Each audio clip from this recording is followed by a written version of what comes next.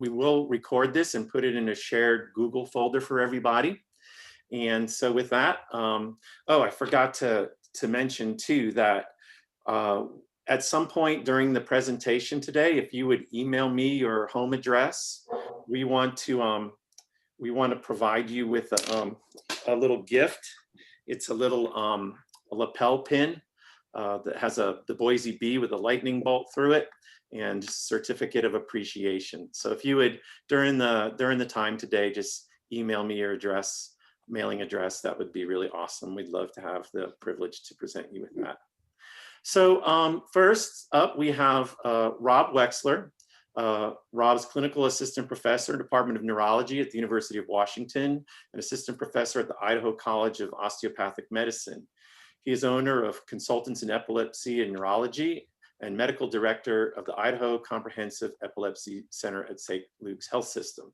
Received his training at Finch University of Health Sciences and the Chicago Medical School, an active member of the American Epilepsy Society, board president of Epilepsy Foundation of Idaho, serves on the executive committee of the private practice Epileptology Consortium, and is founder of a whole bunch of other things. So I'm just gonna let you go.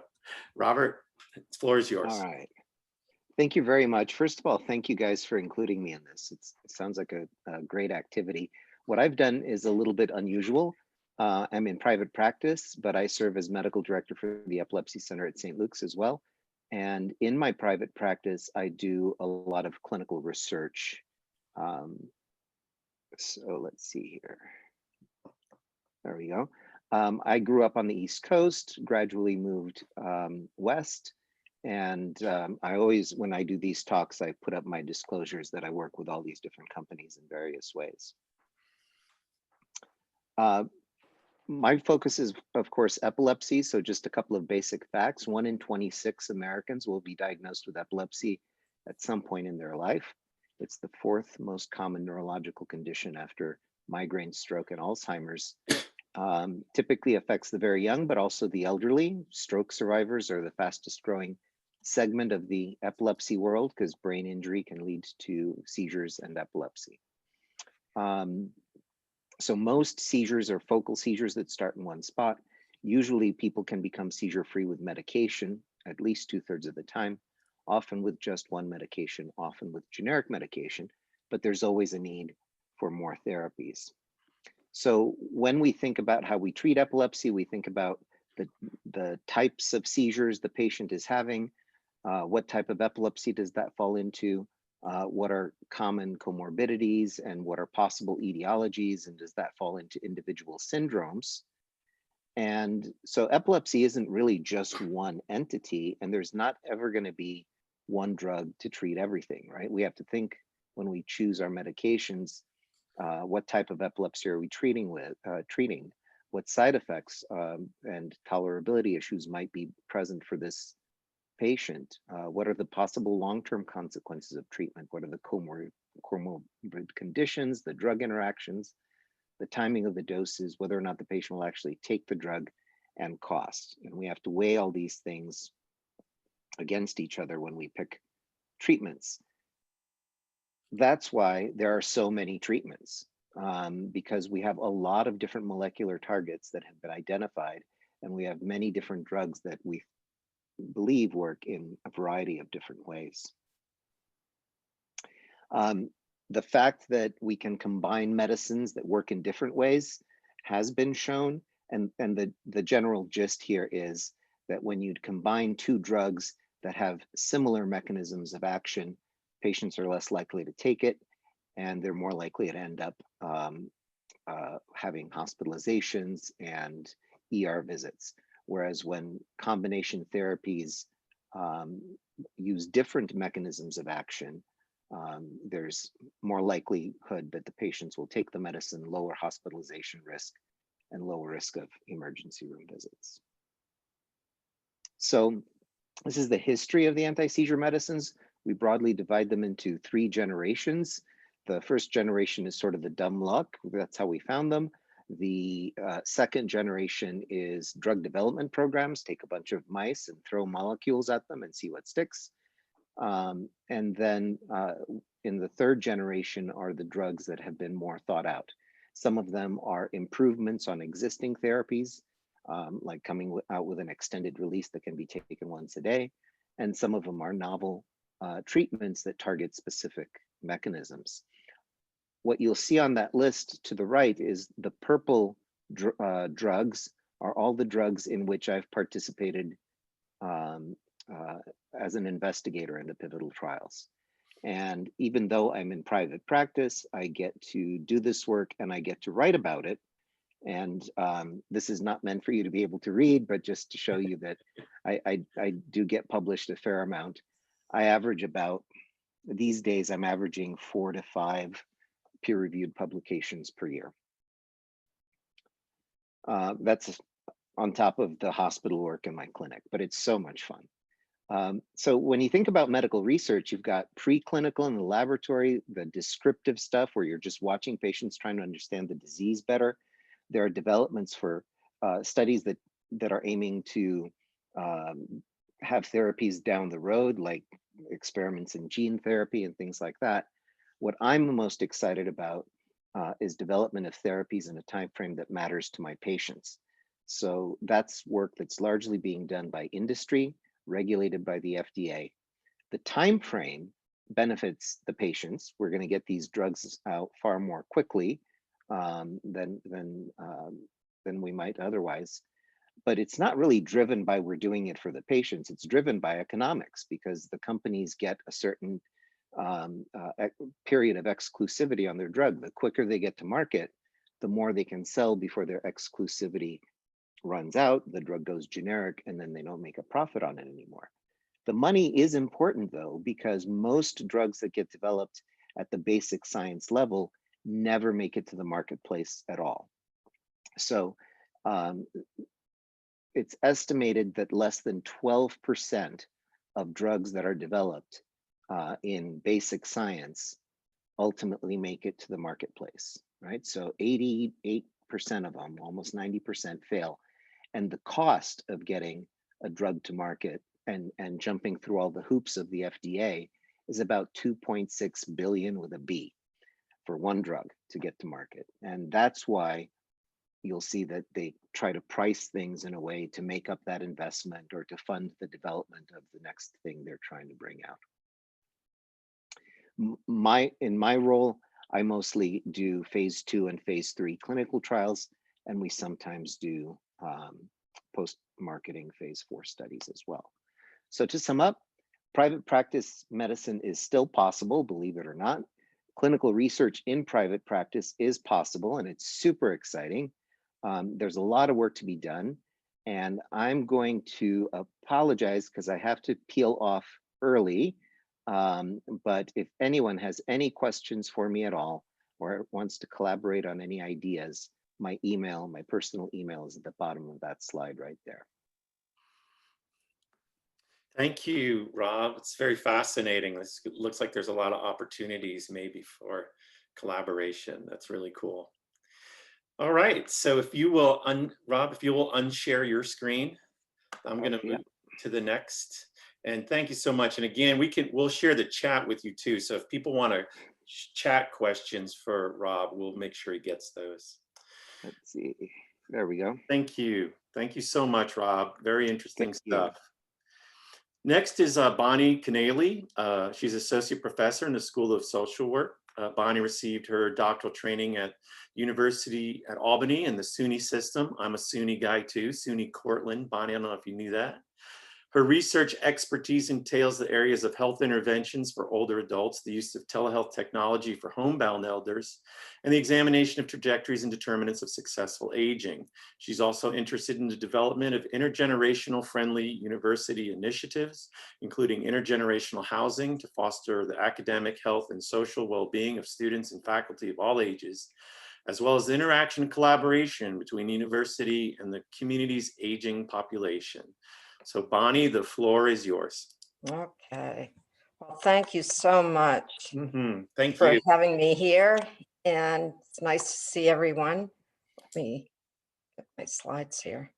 So what I'll be talking about today are actually my research on determinants and trajectories of successful aging.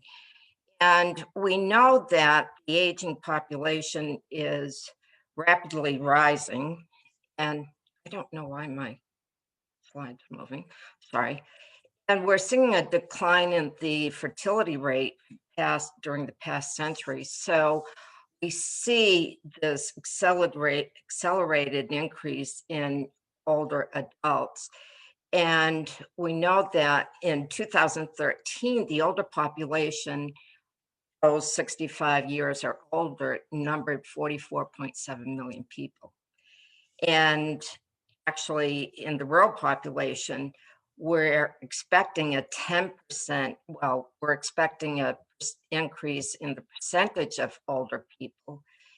Let me move this here.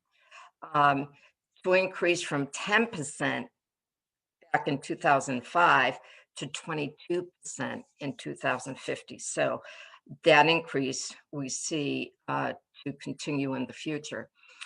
So when we think about successful aging, there hasn't been a lot of study done on it.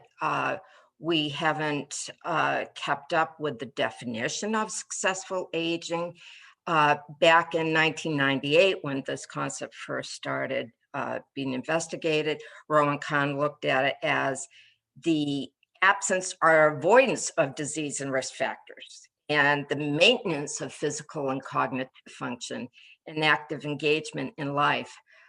And the World Health Organization feels that it is time that we really recognize that older adults, contemporary older adults, look differently from past generations. So we need to change that definition.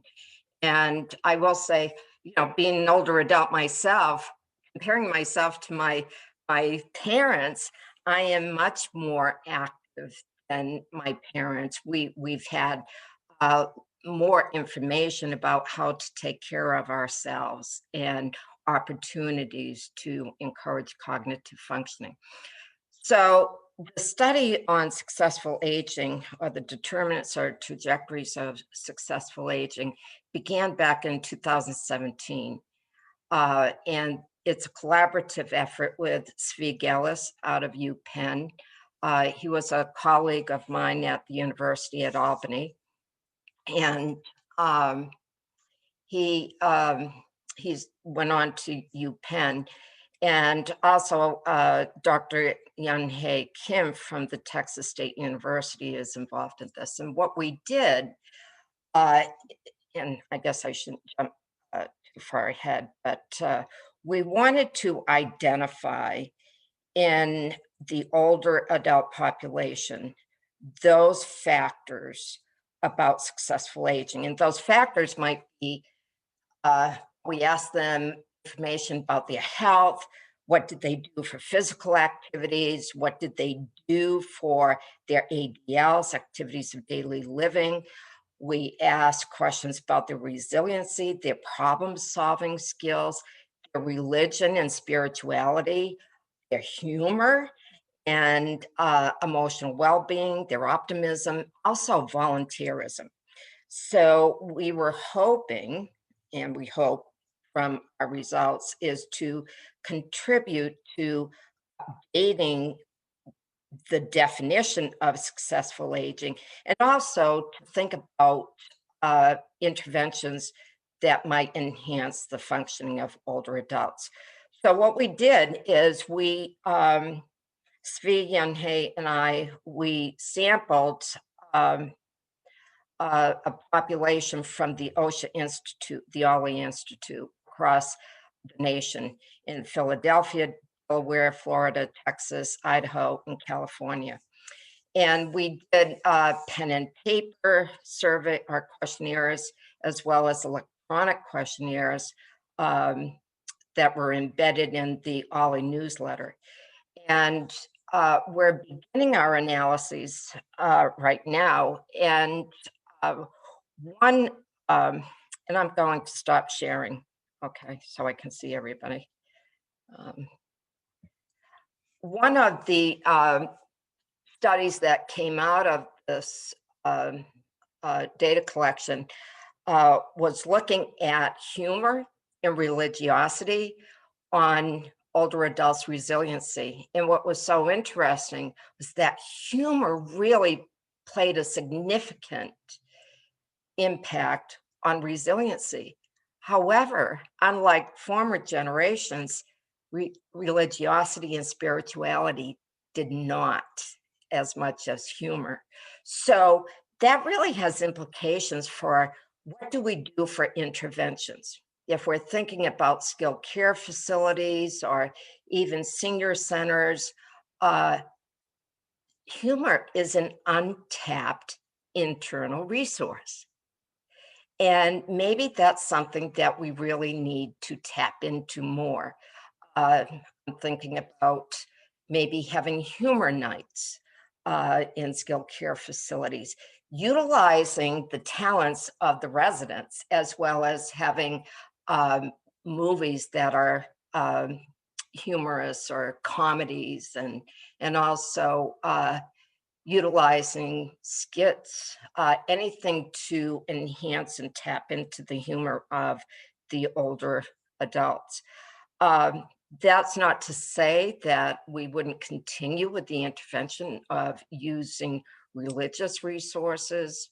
Maybe we need to enhance more on the spirituality side. So this is all this data that's coming in, and we just compiled all the data from all the sites. So we haven't had a chance to do any data analysis of all participants, but I see we're going to have some really interesting findings.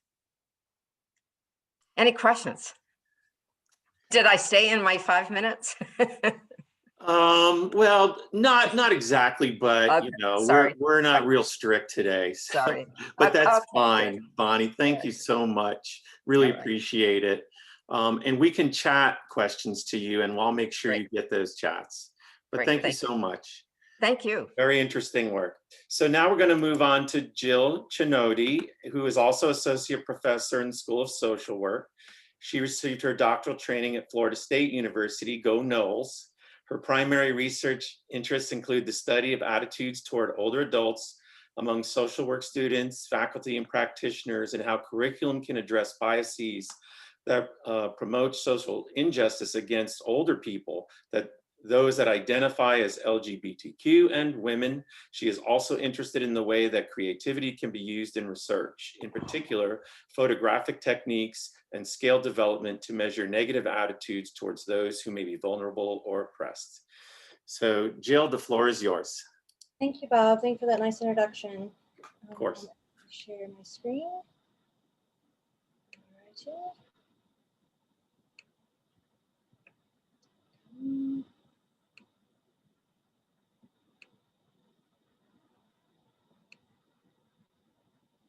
Where's the presentation thing? Oh, there we go. All right. Okay. So I took a little different approach and I'm going to give you kind of an overview of some of the things that I like to do, because I thought maybe that might provide opportunity for folks to find dovetailing interests. So looking at the World Health Organization's active aging policy, which was specifically developed to address the needs of populations that are aging. So all of the things that will occur in terms of pressures on health and social services in particular.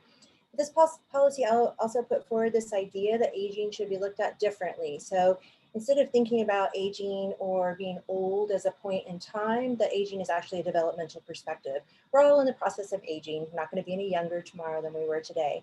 So to really kind of have that shift on that idea of what that means, because the flip side of that is we can stress positive personal health at all stages of life, not just something that we try to address as people might experience health complications.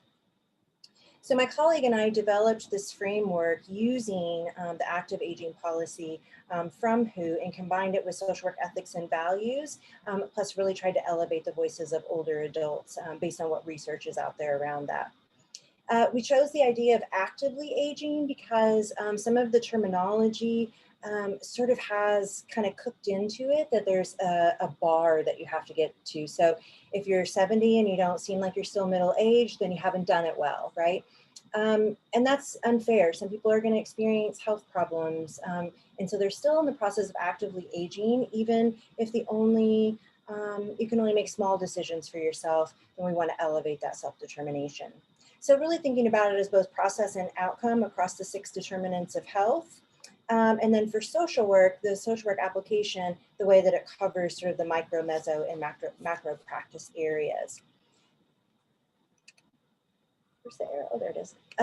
So my colleague and I wrote a book using this framework, and this is a course that we offer as an elective here, both in health sciences as well as in social work, and it's an undergrad grad class, but we really take each of the determinants and really break it down and talk about practice and talk about the issues that are related to each one.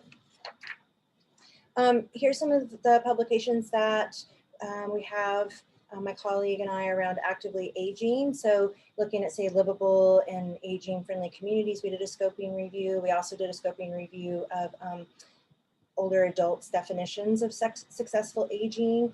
We've recently just worked on developing a multidimensional definition of successful aging based on some data that we collected, asking folks what was most important to them.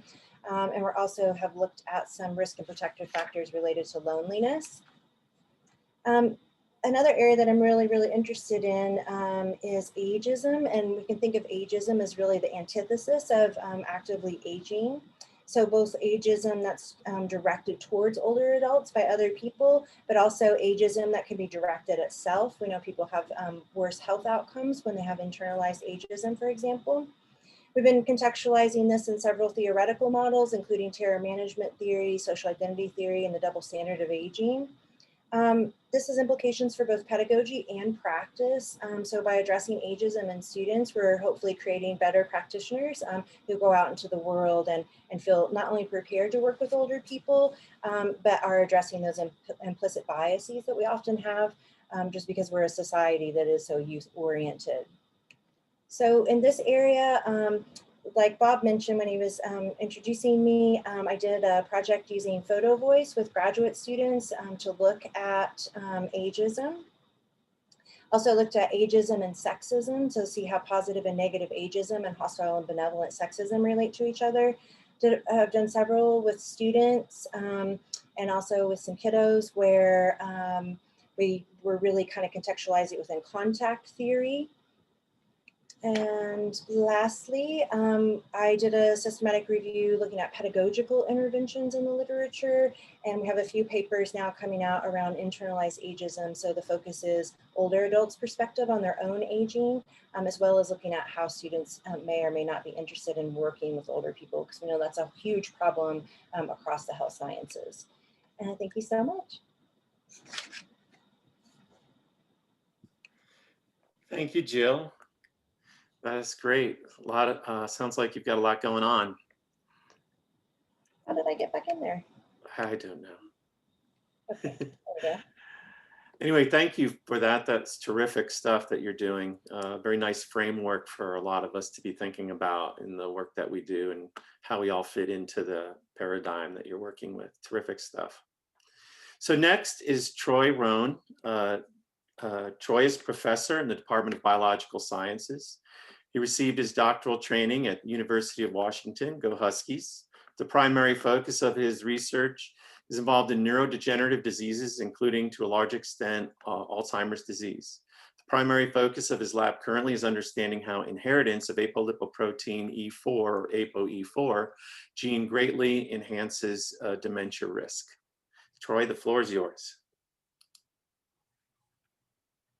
Thank you so much, and thanks for inviting me. I feel kind of out of context here because I'm really a molecular science, so I need to be careful about what I present here. I'll try to keep it at the basic level in terms of what we're doing, but I've been involved in Alzheimer's research now since 1999, so over 20 years, and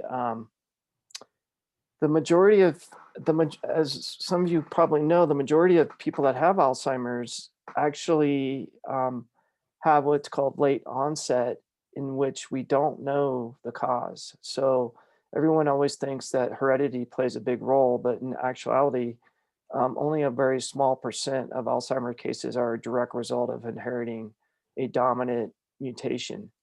But that being said, there are genetic risk factors for late onset Alzheimer's.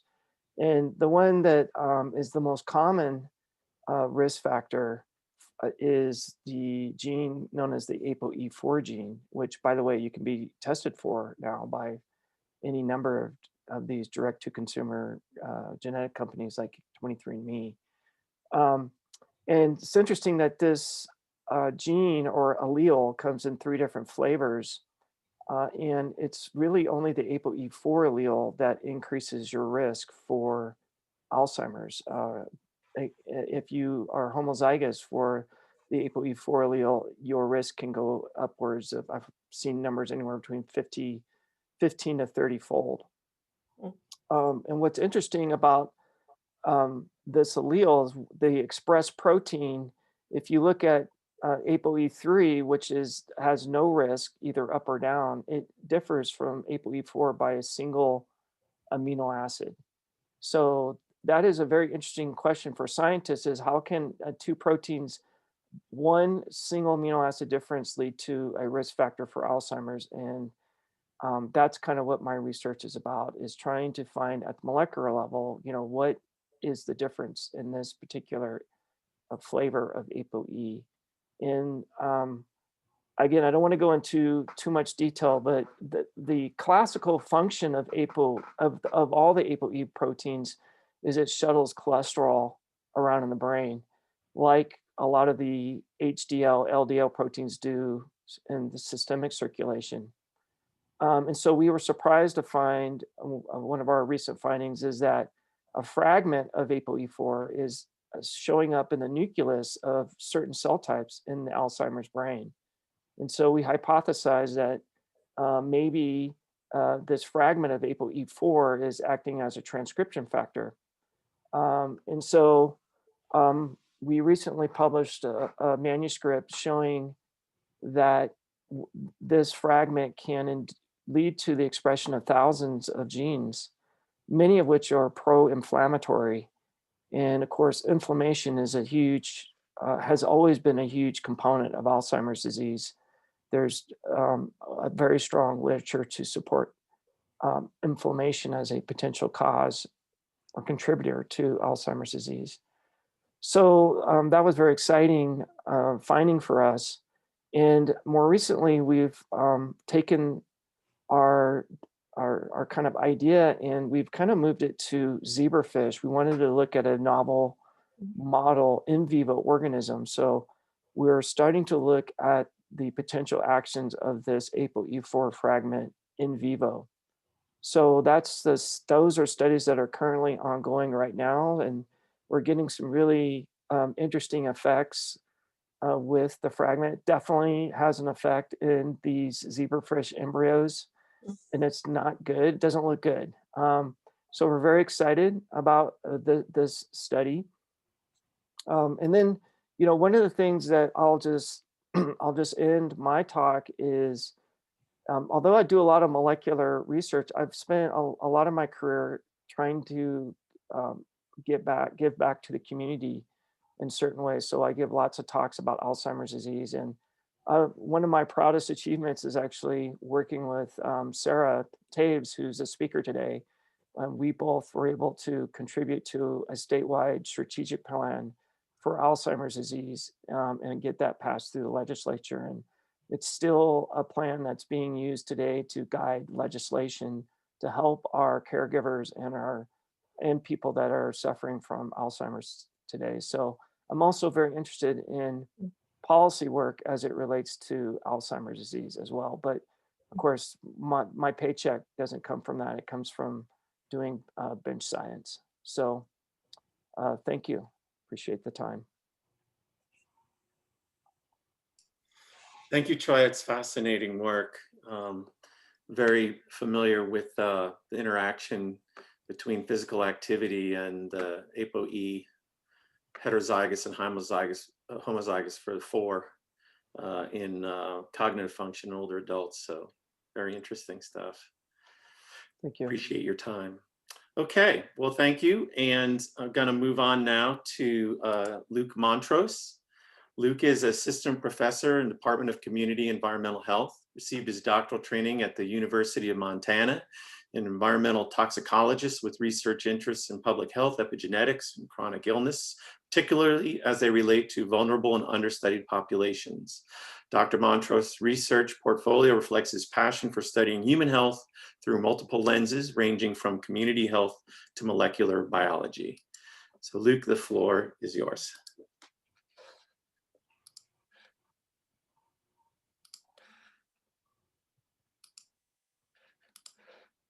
I've had issues recently with screen sharing. Which screen do you guys see right now? Wildfire, we see your presentation one, not your just the slide. We see the whole manager, the whole software. Let me swap this around, perhaps. And now?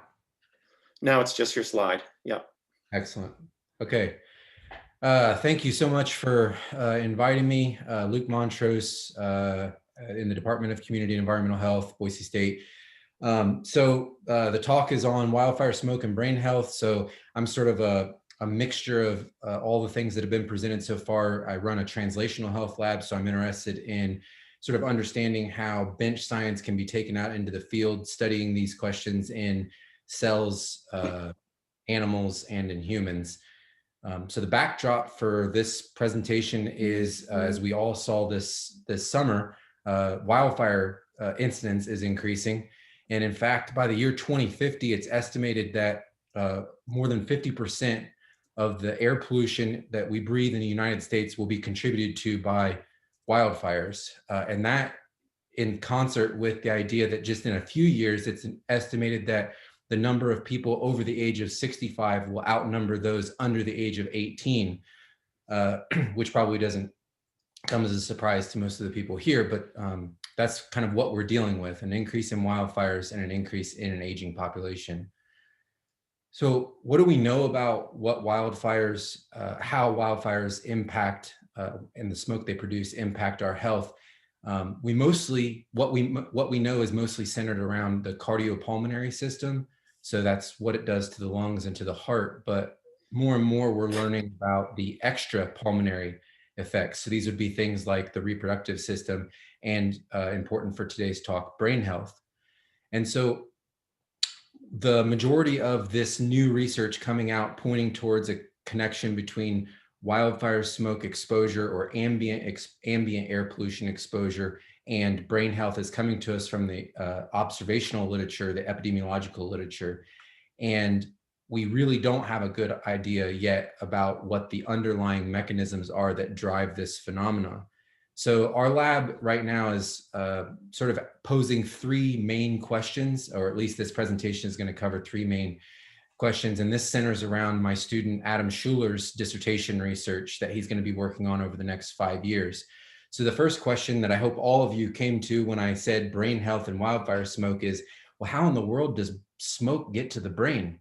And that's one question that we don't really know the answer to yet. We know something about this from the literature related to particulate matter coming from soot. The iron soot study showed us that there is a way for, shown in this diagram 1A, there is a way for the particulate to go directly to the brain via the nasal passage and through the olfactory bulb. A second way where it may directly impact the brain would be 1B, going through the nasal passage, penetrating deep into the lungs, and then getting out into the lumen of the blood vessels and using the vascular system to access the brain. And a third indirect way would be number 2 in this slide, and that's where the particles don't actually leave the lungs at all. Rather, they activate macrophages, these resident innate immune cells that can release proteins called cytokines, and those cytokines may go to the brain. The next question is, what do these particles or cytokines do once they get to the brain? One of our hypotheses is that they attenuate the blood-brain barrier in some way, shape, or fashion, allowing for the entrance into the actual brain tissue. And once there, they could do one of two things, probably more than that, but I'm postulating two things in this slide. The cytokines could directly impact the brain, or the brain tissue, or those cells in the brain, or there's also a resident macrophage in the brain called microglia, and they could activate those microglia, and there may be crosstalk between these two ideas. They may not be mutually exclusive, and they may then therefore impact Alzheimer's disease pathology and impair memory in this way. So based on a lot of the conversations today about thinking about the lifespan and aging, one of the questions we have is, where is it important to where are the vulnerable locations throughout life when you can be exposed to this smoke and you can have these effects. So one of the ideas that we have is that there may be important points, but there also may be accumulation over the lifespan. So it may be important to know what your chronic or your cumulative exposure is from birth to death. If you want to learn more about some of these questions that we're asking, we recently put out a publication that Adam was first author on in Epigenetic Insights. Epigenetic modifications are one molecular mechanism that we're investigating to this end. If you want to learn more about wildfire smoke in general, tune in tomorrow for the Wildfire Smoke Symposium. The registration for this is actually closed, but I happen to know the guy who's spearheading this event. So if you do want to attend this and you haven't registered yet, please send me an email. And if you want to connect, you can look up our lab at translationalhealth@boisestate.edu, or you can find me on Twitter or email. Thank you, Luke. Really interesting stuff. And I do highly recommend that conference. So, and best wishes tomorrow also. So thank you. All right, next is Jane Josephson. Jane is Associate Divisional Dean and Chief Nurse Administrator and Professor in the School of Nursing. She received her doctoral training right here at Boise State University. Her research projects have included analysis of various aspects of the use of technology in distance learning and development of simulations to address end-of-life care and transition to practice issues. Her current focus is on the impact of cognitive load and learning in simulation. In 2012, she was selected for the Health Information Technology Scholar and the Gerontological Nursing Faculty Scholars Program. So take it away, Jane.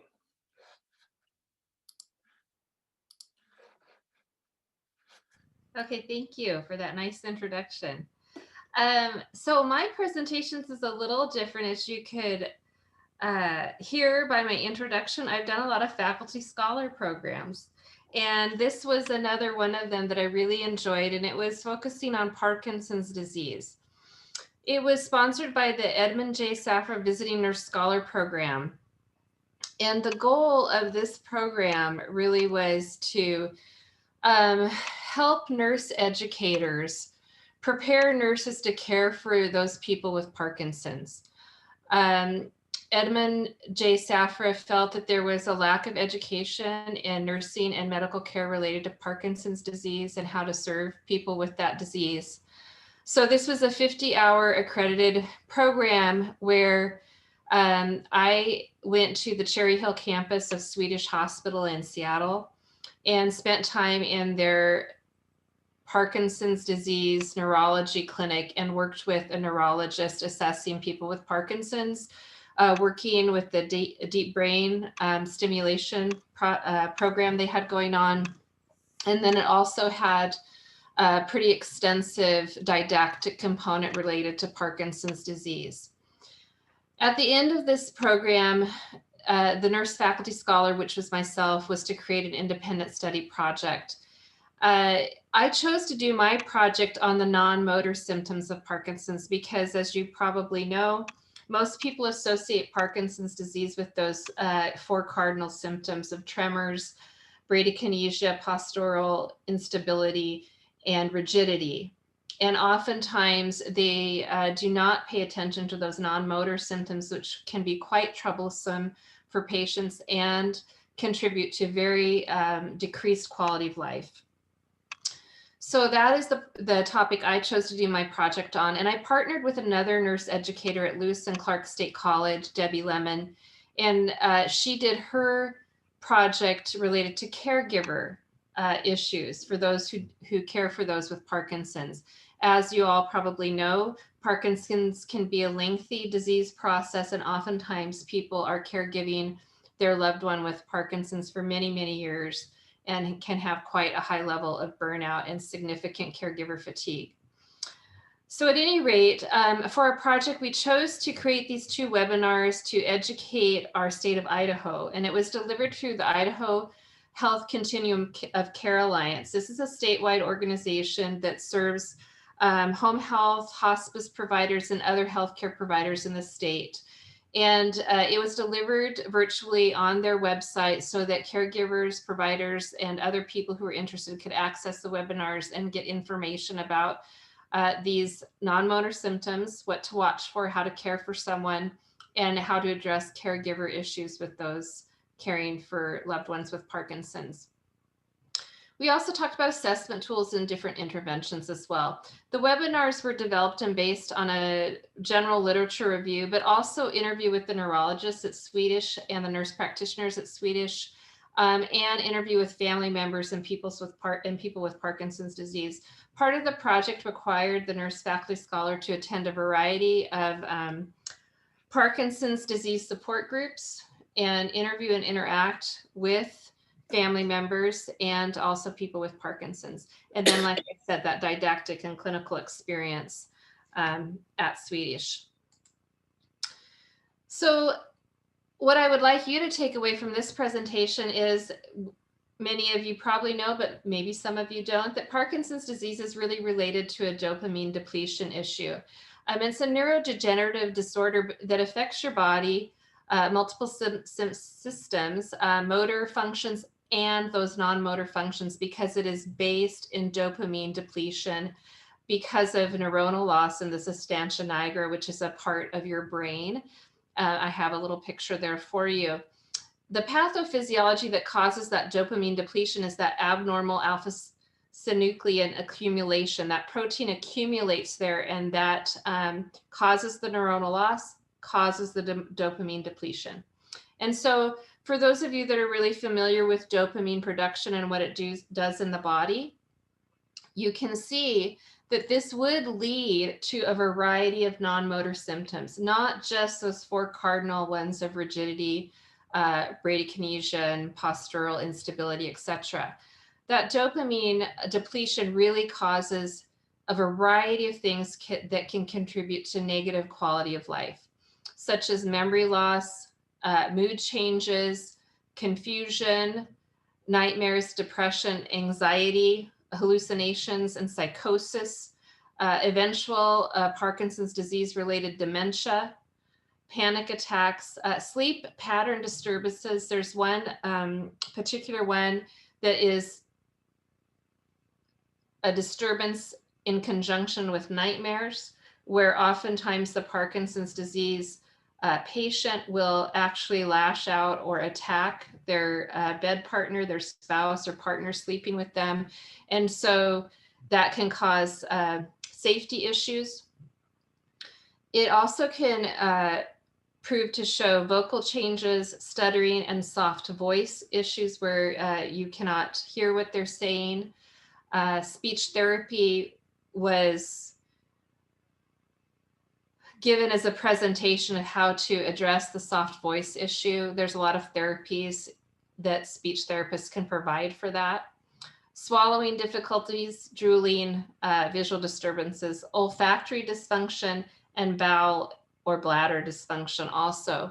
So when you look at that big list, you can see that Parkinson's disease really is more than the shuffling gait older person that we might think of, but it really can impact their quality of life, their family situation, their social situation, friendships, and ability to function. The most surprising thing to me that I took away from this is that these non-motor symptoms, research has shown, are evident many, many years prior to the motor symptoms, so that as healthcare providers, if we are aware of these non-motor symptoms, that we can be watching for them and catch Parkinson's disease earlier and provide interventions and support to the family and patient. There are reports and research of up to 10 years prior to motor symptoms, people having sleep disturbances, anxiety issues, depression issues, swallowing issues, soft voice issues, and things like that. So we really should be using these non-motor symptoms as clinical, preclinical markers and watching for them in our assessments with our patients. And it will lead to that earlier diagnosis, and it will lead to a better quality of life because we can address those issues proactively. As you looked at that list also, you could see that many of those non-motor symptoms can actually lead to disability and other issues. And so again, really calling for that proactive approach. Up to 21% of people with Parkinson's disease reported non-motor symptoms in the early stages of Parkinson's, and 88% 7 years after Parkinson's diagnosis. So it is very, very common. And for me, that was just a huge takeaway, because I had worked with people with Parkinson's disease in the end stage before, but I really hadn't paid attention as a clinician to those non-motor symptoms that I could have been more proactive about in helping the patient and family with. And I'm keeping to my 5 minutes. And so that I would just like to end that it was a really, really excellent program. And I want to thank the Safra Visiting Nurse Scholar Program for allowing me to participate. I learned so much about Parkinson's disease. I learned so much about the evidence-based interventions that are being used for Parkinson's disease, such as deep brain stimulation. And I also learned how much as healthcare providers we don't know or we're not teaching our students. And so I really appreciated that. And from a research perspective, I think there are huge areas of research in non-motor symptoms. I think people really do focus on those motor symptoms that are so obvious. And there is not a lot of research, you know, in how these non-motor symptoms could be affecting people's quality of life, or how we as clinicians or healthcare providers could be supporting them in that process and their families. And that is the end of my presentation. Thank you, Jane. Appreciate it. Nice job. What an experience. All right, so moving along, now we have Dr. Chow, Cecile Chow, who is a medical director of the Movement Disorder Program at St. Luke's. Cecile received her doctoral training at the Medical College of Wisconsin. She's a neurologist and movement disorder specialist at St. Luke's Meridian Medical Center. Her research interests primarily focus on movement disorders, Parkinson's disease, and deep brain stimulation. So Cecile, the floor is yours. You see my screen? Yes. Okay. So yeah, so I guess that's a nice segue for me to talk about deep brain stimulation. Since so if for folks who don't know what deep brain stimulation is, it's a neurosurgical procedure using stereotactic implantation of a stimulator into the deep nucleus of the brain. It's specifically for the treatment of movement and actually neuropsychiatric disorders, and also some pain disorders. The specific targets are individualized based on the patient's diagnosis, symptoms, and other medical comorbidities. So, yes, Are my pictures not showing? Because, I don't see your pictures. That's weird. I can try and pull up your presentation if you'd like. Yeah, do you have, because I think for some reason my pictures aren't loading. Well, okay. Unshare your screen and you can just tell me when to advance the slides. Okay, yeah. Okay. Let's see.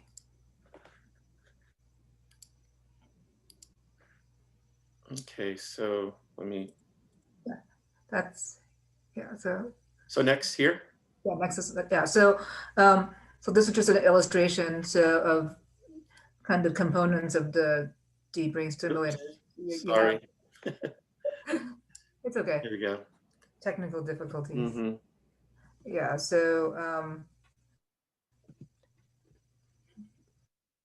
let's see. So yeah, so you have a IPG, or the chest, which is basically the battery that's implanted in the under the clavicle.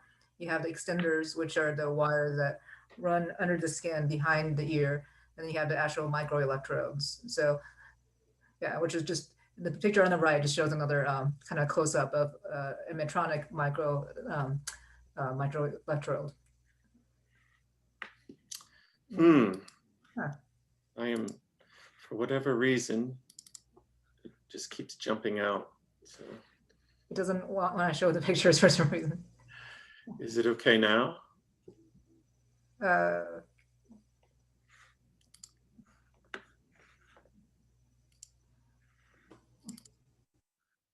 Huh, this is strange. One more time. Third time's a charm. This should be it. Are you seeing your presentation now? Yeah, I'm seeing yeah, there it is. Okay, so Okay. go to the next slide. Yeah, so yeah, just again, just another picture of what it would look like. So you actually wouldn't see it except unless you don't have a lot of hair, then you can see the bumps in the scalp where the wires and the bore hose were. The next slide. Yeah, so just looking back at the history of functional neurosurgery and deep brain stimulation. So the idea's been around for actually quite a long time, and specifically for Parkinson's disease, the surgeons have been exploring targets as far back as the 1930s. So caudate being one of the targets that's been used, and then the target then switched to globus pallidus, and then thalamus was found to be very efficacious for tremors. So back then, a lot of surgeons were doing, pallidotomies or thalamotomies, which are surgical lesions into those nucleus in the brain to treat the motor symptoms of Parkinson's disease. But in the 1960s, we actually, discovered and then, medicalized levodopa, and that became the mainstay, and it's still the gold standard for treatment of Parkinson's disease. And so the popularity of surgeries declined. And then in the late 1980s, we found that actually we don't need to actually lesion the brain. Electrical stimulation, especially high frequency above 100 hertz stimulation of thalamus, can work for tremors in Parkinson's disease. And next slide. So yeah, so another picture of kind of the nucleus. So this is what we mean deep brain stimulation. We're looking at the deep nucleus of the brain. So the caudate, putamen, bulbous pallidus interna, externa, and the subthalamic nucleus and senescia nigra. They're all targets to treat. So commercially, we only do mostly the thalamus and subthalamic nucleus and globus pallidus interna. Next slide. So again, initially for pain in psychiatric disorders, and so, by 1990s, basically, we found that deep brain stimulation of the GPI and the subthalamic nucleus were very effective for Parkinson's disease, and then later on thalamus for essential tremor. So by 1989, the Medtronic DBS system was approved by the FDA for use. Next. So indications, we decrease what we call off time, which is when people are not moving well, increase in on time. We reduce dyskinesias, and we can suppress medically refractory tremors. And there's been shown to be increased ADLs and improvement in quality of life. Unfortunately, as I counsel most of my patients, DBS is not a cure for the underlying disorder, but it improves motor function and improves quality of life. Next slide. Next. This is all. Is this telling me that's all I have? There you go. Yeah. So this is the Medtronic system, and for about almost 20 years, it was the only available system that we had. And so next slide. So then we looked at, but in the last 4 years, we have 2 new systems come out, which is the St. Jude Abbott Infinity system, using what we call directional leads. So instead of a ring around the contact, we now have segments, 3 segments, so we can direct the current. And then we are doing something called constant current DBS. Next slide. There we go. And then we have the Boston Scientific Versailles system. And again, if you look at the picture of the contacts on the right upper corner, you have 2 rings contacts, and you have 2 systems that are segmented and with a longer battery life. So next slide. So basically, we're involving the registry in, logically, it seems that, having more control in how we direct current should improve our programming efficacies and improve patient outcome, but we don't actually quite have enough proof about that. So we have a, worldwide registry looking at, the long-term outcome of these new battery systems, and specifically in Parkinson's disease. And the primary endpoint is something we call the UPDRS, which is the Unified Parkinson's Disease Rating Score, motor score, and then also changes in medication and improvements in quality of life. Next slide. And then we're also looking at a GuideX study, which is actually software planning using post-op CT scans to see if we can program based off of CT images. Is it my computer or Cecile's? Without actually having the patient there. I think it's your computer. It's mine. It, okay. Right? Okay. Okay. Yeah. Seems okay now.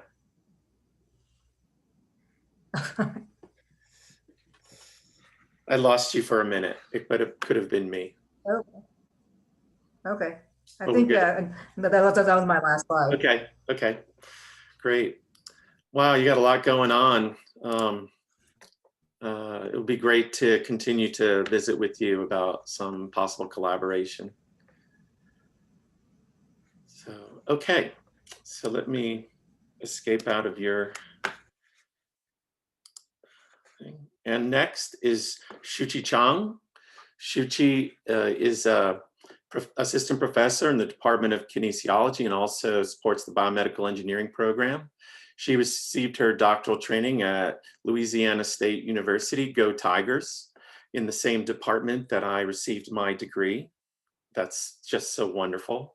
Her research focuses on the complex control mechanism underlying human balance and gait and the neural adaptation to impairments accompanied with human aging and neurologic diseases. So Shuchi, the floor is yours. Thank you. So hi everyone, thank you for having me here. Today I'm going to present a few projects of mine, but they are all in one research line. So the topic will be automatic balance control in aging population. I hope this could be a translational study from aging population to the individual with neurological disease in the future. Oops.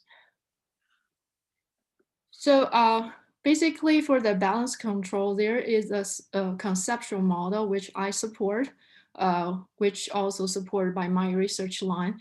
So basically in the healthy individuals, they will have the daily motor activities is mainly regulated by the automatic control. And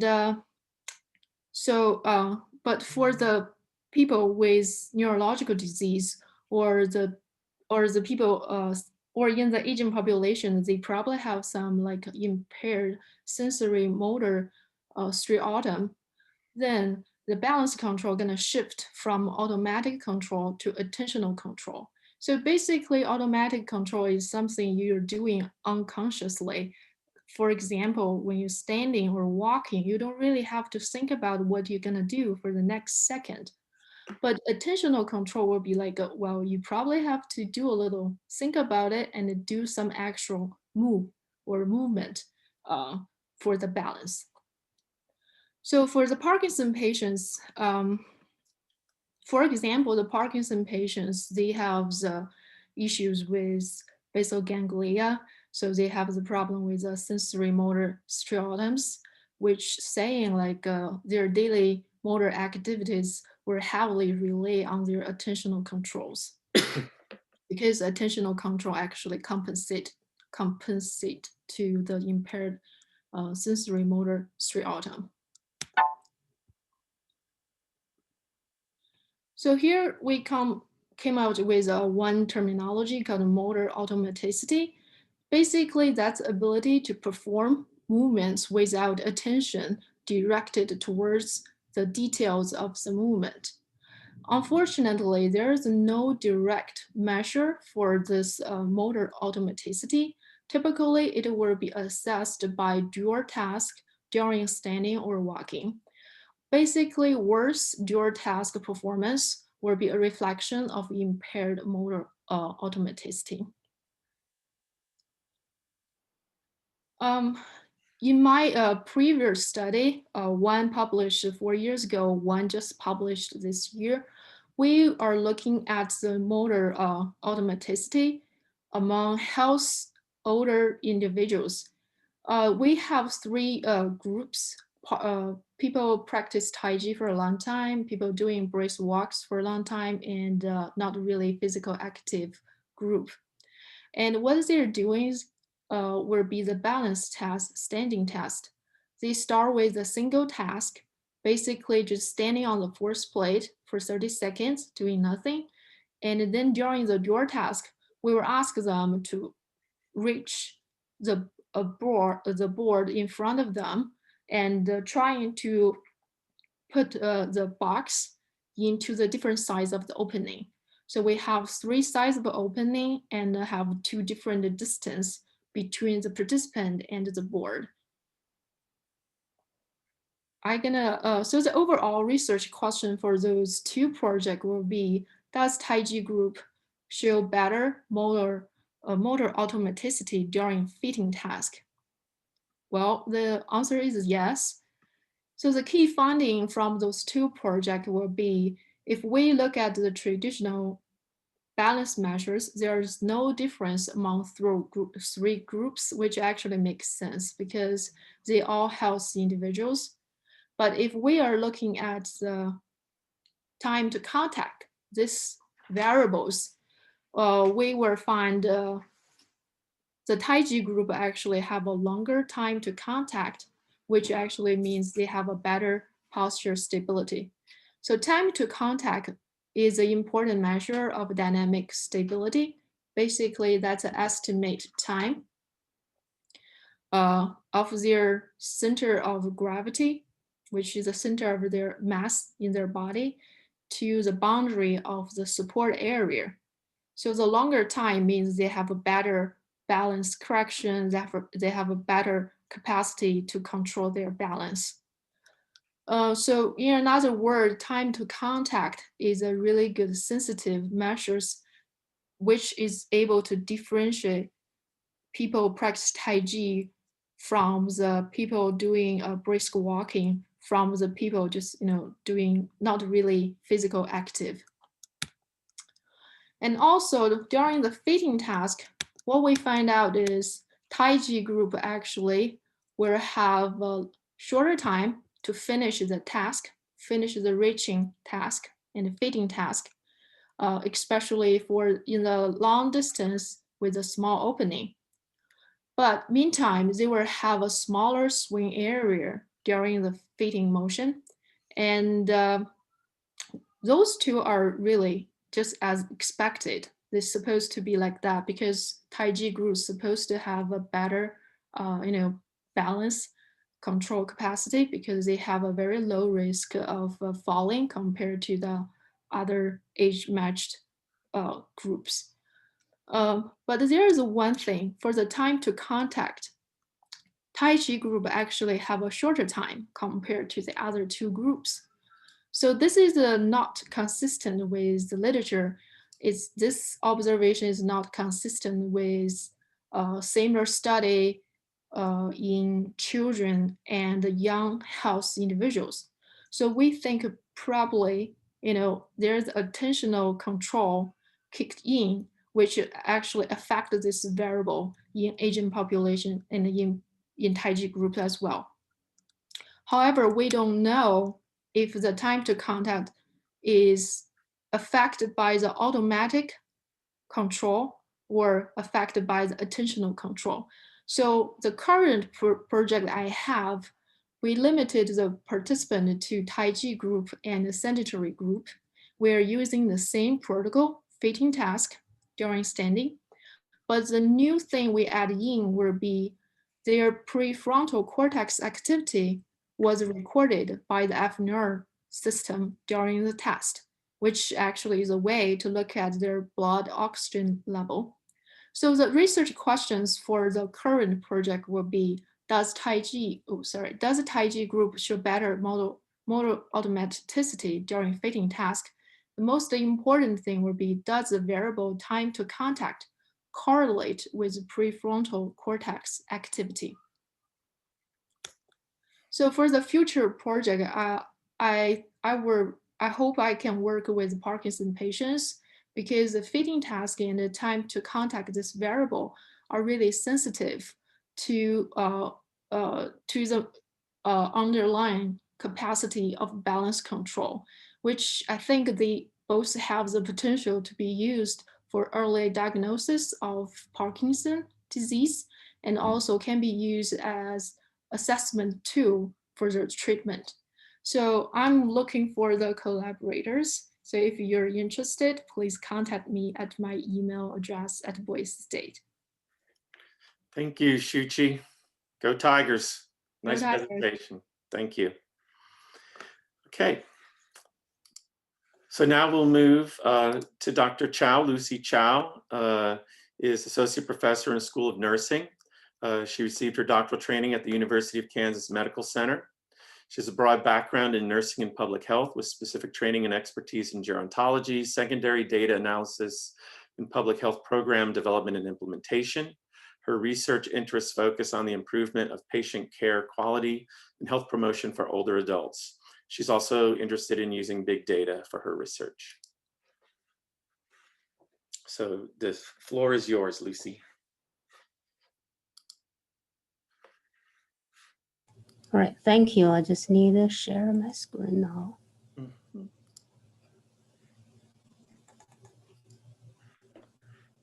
Can you see my screen here? Yes.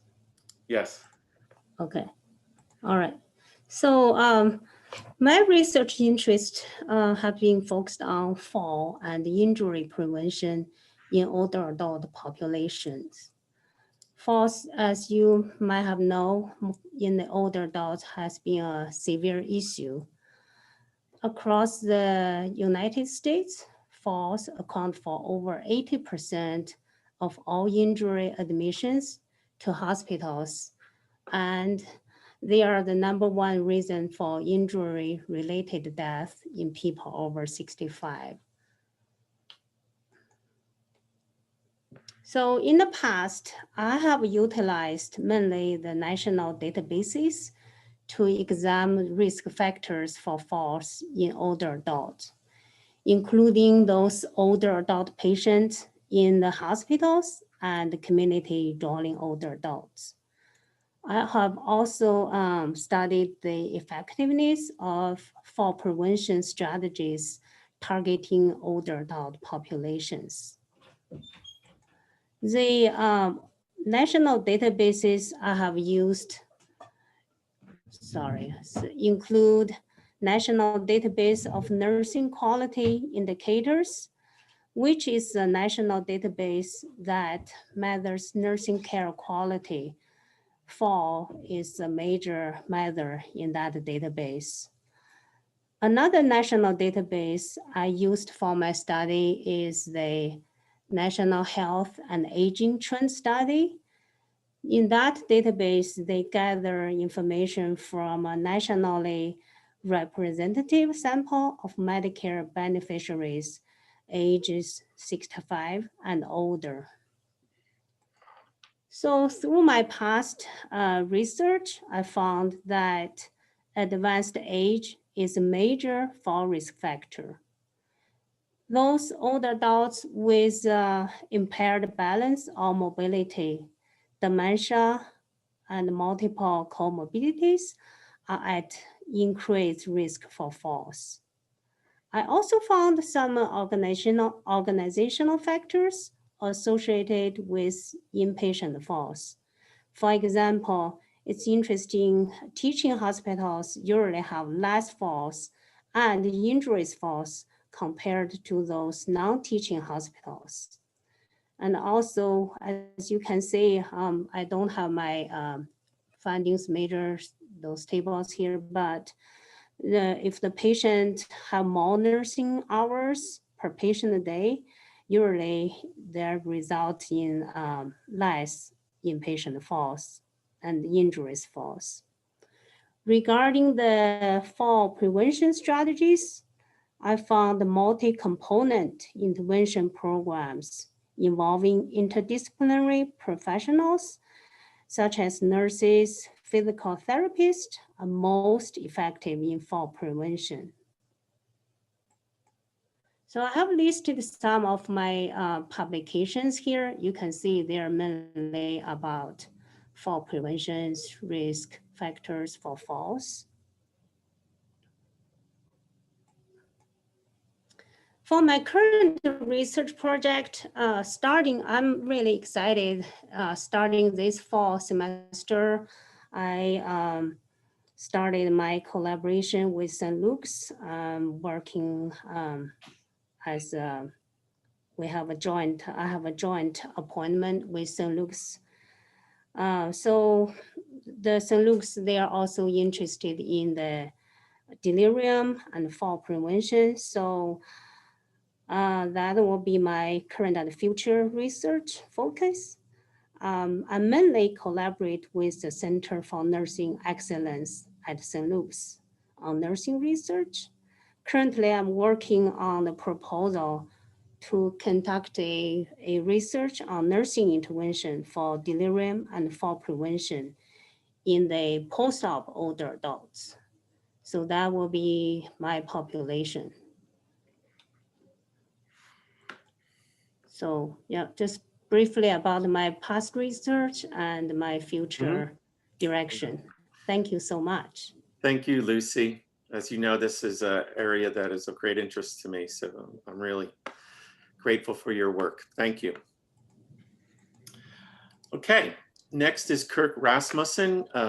Kirk is the stroke program manager at St. Luke's. He manages for St. Luke's Boise area, which includes community awareness, patient care, and life after stroke support.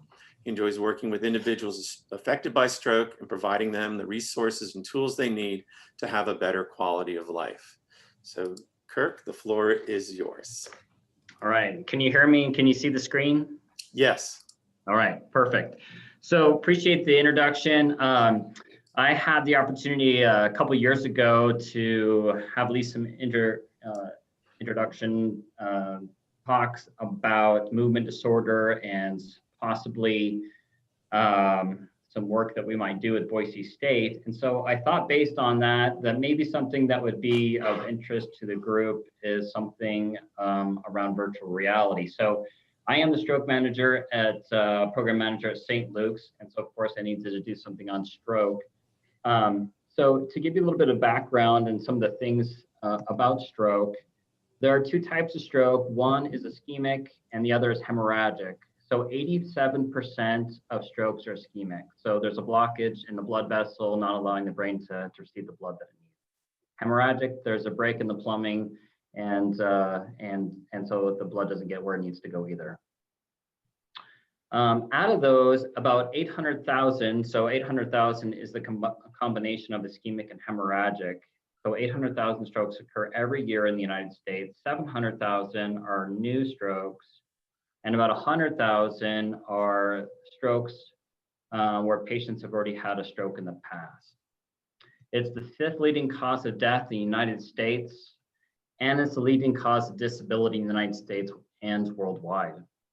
And so if you break that down a little bit, about 10% of those people that have some disability or that have a stroke will have very little disability afterwards. 10% will have complete dependence on someone else, and so they'll be living in a long-term care facility. 25% of patients that survive stroke will have minor disability post-stroke, and then 45% of those patients will have moderate to severe. So there's a huge group of patients that we see every year that have disability where they're no longer able to act as independently as they used to. So some common stroke disability that we'll see is these four: speech, movement, sensory, and vision. In speech, we'll see patients that have trouble speaking, so they'll have slurred speech, or we'll have patients that have aphasia, so either expressive or receptive, or sometimes we'll even have both, and they'll have global aphasia. Movement is another piece of it. Usually it's unilateral, either on the left side of the body or the right, usually involving the limbs. So you might see some facial, you might see arm, you might see leg, but it's usually on one side or the other.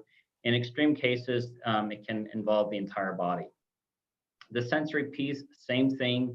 It's on one side of the body, unilateral, and it'll affect those same areas. It could be the face, it could be any of the limbs, and they'll have those sensory issues where they're not able to feel as well. There's some numbness or some tingling sensation in those limbs. The last piece that we commonly see is vision issues. Vision issues can range from blindness in one eye to field cuts to blurred vision. But what I want to focus on today is the movement piece of things. So if a patient comes into the hospital, right before they leave, they have something called the modified Rankin scale. So this is a way for people to assess patients to see where they rank out on their disability. It's a scale from 0 to 6, and you can see it there, and it can range from anything in between. And it kind of gives us an idea of how dependent someone will be upon someone else's care, either none at all or complete. And these are some of the common questions that we might ask a patient to determine where they rank out on the scale. So prior to a patient being discharged from the hospital, they'll provide the scale, they'll assess the patient, and then therapies, these of either physical or occupational therapy, will give their recommendation as far as outpatient therapy that the patient could benefit from. So I'm gonna switch gears and talk about the therapy piece. The whole goal of it is to help these patients regain some of their independence. So again, it can range all over the place from no disability to complete dependence. And we're looking at that area that have somewhere between a mild to severe disability when they get out of the hospital. And how can we help those patients? So here's some of the challenges that we face with traditional therapy. This therapy is quite extensive in some cases, where it can last up to a year at a time. It's intense, it's repetitive. There's a lot of things going on. And at the same time, these are patients that are dealing with something that is quite detrimental. They're often depressed. They might even have some cognitive issues that they're experiencing. And it's a real challenge for them. So what do we do for these patients that are experiencing these types of things? This is where virtual reality could come into play. There have been some research done on virtual reality and how it might impact a patient's rehab. And one of the things that's interesting is that they're not saying that we can throw out traditional therapy, but what they have found is that when we couple the two, when we have traditional therapy coupled with virtual reality, we have better success. And it's for those reasons where it's hard to stay the course when you have to go day in and day out through therapy class and do the same thing over and over again. You don't necessarily get to see the immediate results of rehab and whether it's working or not. And so that's one of the beauties of virtual reality, is that we're able to have some of those things. So I'm going to attempt to play this video. It doesn't have sound, so I'm going to hopefully be the narrator for us. And I'm just going to fast forward it here, maybe. So you can see this is a physical therapist who's working with his patient. And she has the, I'm going to pause it for just a second. she has these sensors. It's a really small picture, so I apologize, but she has sensors on her wrists and her upper arm, and then with the goggles on her head. And so those sensors are able to see how far she's able to lift up her arms. They're able to see how much they're able to pronate and move around, and it records all of those movements. And so this patient, this is what she's doing, and she's moving around and she's doing different things. What she's seeing is something different, is that she gets to play a game while she's doing this. So she's engaged, she's picking up these nice little birds, and she has to drop them off in these nests. So she picks them up and she has to lift them up to the nest. And so the physical therapist helps guide her a little bit and helps with that process. Then she has to do that pronator and drop off the bird. And so she's able to see the score that she makes and see how well she's doing in that. So that's the beauty of virtual reality, is that I think that it makes it a little more fun for the patients to do, so that that day in and day out, one, they're able to see some of the feedback of how well they're doing in their improvements. And two, that makes it so that longevity of their rehab is more likely. So a little bit of research. This was a meta-analysis done of 72 trials with 2,400 participants. And here was the objective, was to see the efficacy of virtual reality with these upper extremity limbs, and to see if it had any impact. And their findings were that in this meta-analysis, that the challenge was that it was really low quality research that was done, and it was a lot of bias. And so they really didn't get the information that they needed out of in these research. Most of these companies did their research and they showed how their device was superior or something to that effect. So I feel like there's a lot of opportunity in the research world to take advantage of this. This doesn't just have to be in the stroke world. It could involve many other types of rehab that patients need. It could go in the Parkinson's community. It can go anywhere. But I think there's some real opportunities there to help out these patients and enhance some traditional therapy that they might be receiving. And that's it. Thank you, Kirk. Pretty interesting stuff. I know there's a lot of work going on in other falls prevention, people using virtual reality. It's really cool. Thank you very much for that. So, and finally, I always like to finish with something about our community and how our community supports people who are healthy older adults, people who are, battling other conditions that affect their functionality. And so it's a pleasure to have Dr. Sarah Taves, professor in the Department of Community and Environmental Health, also director of the Center Study of Aging. She received her doctoral training from the University of Utah. Her research efforts seek to maximize quality of life for individuals of all ages and engage students in her research processes. Her research expertise is in program evaluation and community assessment, and she has a number of state regional publications and presentations. So Sarah, the floor is yours. Thank you, Bob, and thanks for organizing this event this afternoon. And thanks for those who are staying on and to the end. Delighted to share our work around thinking about the family caregiver, the health and well-being specifically of those caregivers. So first, a bit about the Center for the Study of Aging that I work within. As Bob mentioned, we really are very community focused in our work, and we use the public health model of working to change policies, systems, and environments to enhance health and quality of life across the lifespan. These are a few members of our team at the center. This is earlier this week, we were accepting an innovation award from Molina Health for our work that we're doing around family caregivers. So the center is made up of myself and a team of researchers and support. So a couple of the current research projects that we are working on around family caregivers, which I think many of the presentations today have highlighted the importance of families and support throughout the lifespan. Caregivers, it's a surprising picture often. We have 23% of caregivers in the US that are millennials. These are not just older adults that are working in this family caregiver role. Many are employed. Many spend a significant time of number of hours a day providing caregiving services. 4 in 10 are sandwiched. In Idaho, we estimate that we have over 300,000 caregivers in any given year working to support a family member or a friend. That is 1 in 4 Idahoans that are engaged in this work of family caregiving. And at the policy perspective, we've got to be thinking about the amount of resource that these caregivers bring to our state. Currently, we estimate that caregivers provide over $470 million in unpaid care contributions to societies. So this is not just a smart and nice thing to do to support caregivers. This is an important thing to do really for the health of our economy and our country.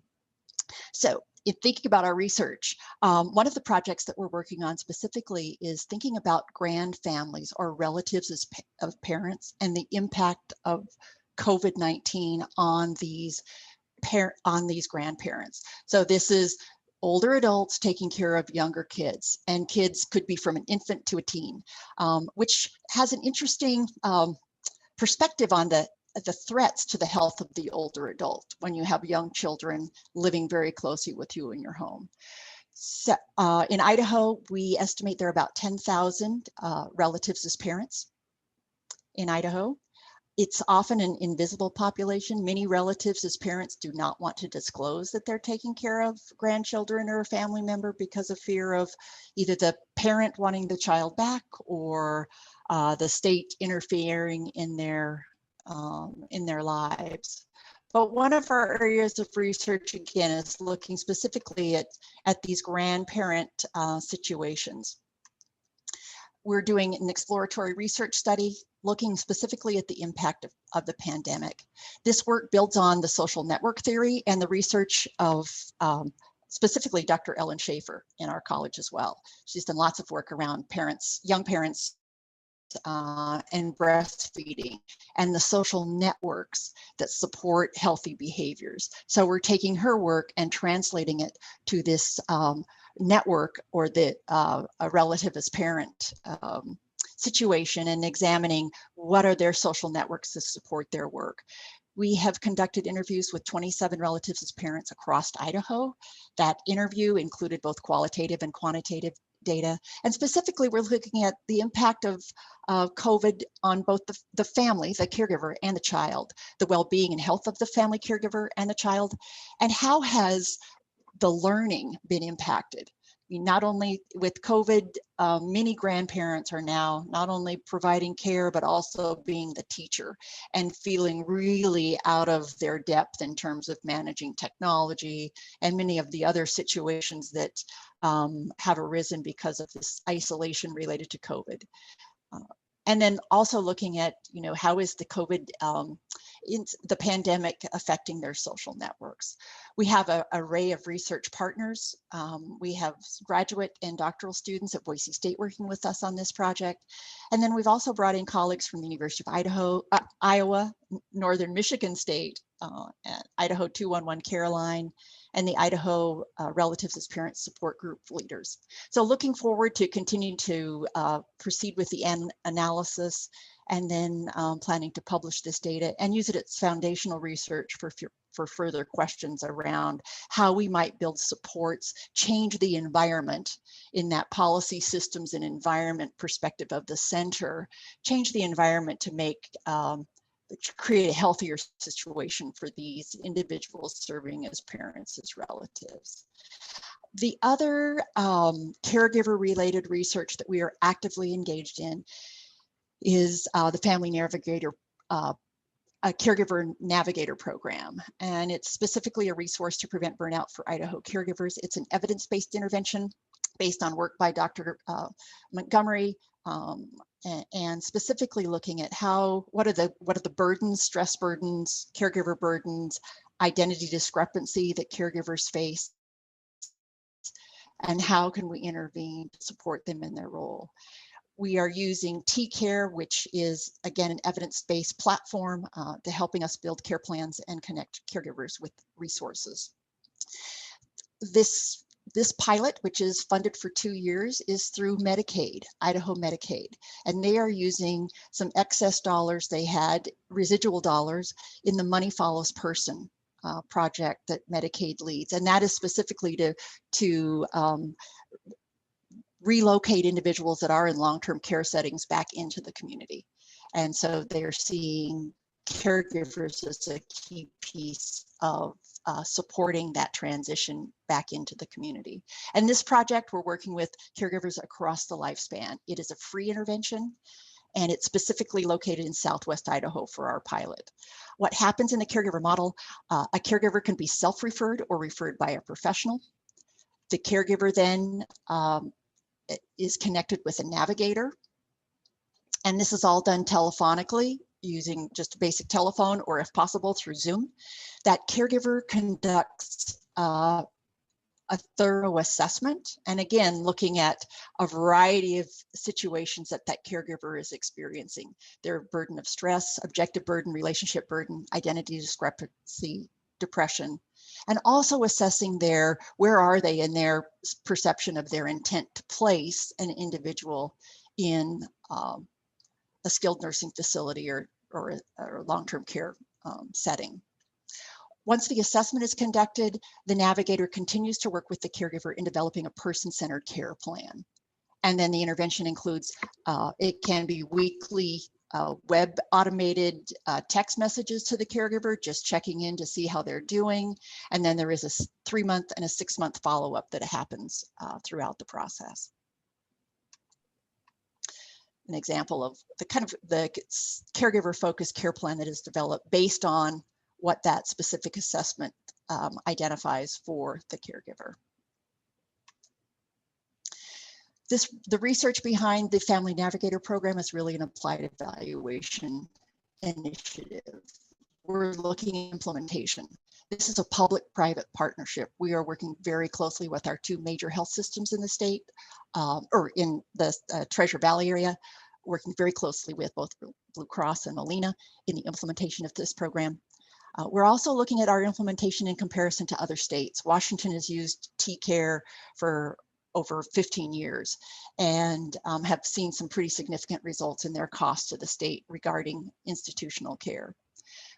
Our other piece of our question around the implementation is looking at the sustainability of a public-private model. In most states, a program like this would be based within an established division of Medicaid, within the Idaho Commission on Aging, for example. In Idaho, we often have to use creative models of support and sustainability as we look at systems change. Specifically, our research around the impact on the caregiver is looking to see the impact of change in caregiver burden, identity discrepancy, and also looking at that cost benefit analysis piece to see, are we able to help a caregiver delay the institutionalization of the individual they are caring for? In closing, I'd just like to have all of you, welcome you to join me in celebrating National Family Caregiver Month, which is November. Last week, we had an official signing of a proclamation by our governor, Governor Little. Again, I think part of our role here in the center is looking at policy change and really working at all levels within institutions and systems to bring awareness about the importance of family caregivers and what we can do as a system to support them in their important work. So I want to thank you. Again, we welcome partners for this in this work, and we also welcome referrals. Many of you probably touch family caregivers on a regular basis. We would encourage you to refer them to the Caregiver Navigator program. Again, it's free. It's available to anybody over the age of 18 in Southwest Idaho. We would love to connect with them and see how we can connect them with the available supports in this area. And finally, I know there's another really important event this evening. We have we have a football game at 6 o'clock tonight with the Colorado State. Hope that you'll all be joining in some form or fashion to support our Broncos. No problem. So again, thank you for your attention. Thank you, Sarah. That's terrific. Seems like very important stuff. Could have some really informative data there. Well, we're over time, so what I want to do is just let you all know that I'm going to create a Google group so that we can all communicate with each other. And I'm going to place the video of this this symposium that we had in that folder so that everyone can have access to it. And I really look forward to hearing from you. Hopefully you'll connect with each other. You'll get one of these handsome lapel pins. Isn't that awesome? I don't know if you can see it, but you'll get one of those in the mail. I really appreciate everybody. There's a lot of important work going on, and let's stay in touch. Until next time, thank you again and have a great evening. Thanks, Bob. Thank you all so much.